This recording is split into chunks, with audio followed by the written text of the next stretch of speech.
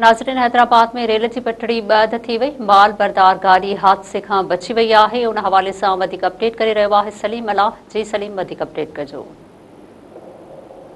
जी बिल्कुल, हैदराबाद में रेल जी जेका पटड़ी आहे उहा बंदि थी वई आहे। माल बरदार गाॾी हादसे खां बची वई। गिद्दू चौक पुराणी वेदत कॉलोनी में जो रेल जी पटड़ी टुटी बंदि थी वई।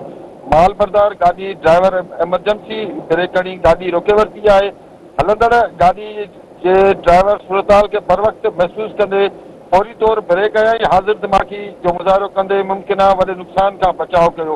रेलवे इख़्तियार इन इतलाह ते पहुची वञे। संदन चवण आहे त ट्रैक जी मरम्मत लाइ टेक्निकल टीम तलब कई वई आहे ऐं जांच पिणु शुरू कई वई आहे त पटड़ी ओचितो छो टुटी आहे। हिन वक़्तु जेको आहे कुझु देरि में जेको ट्रैक जी बहाली जो जेको सिस्टम आहे उहो शुरू कयो वेंदो। जी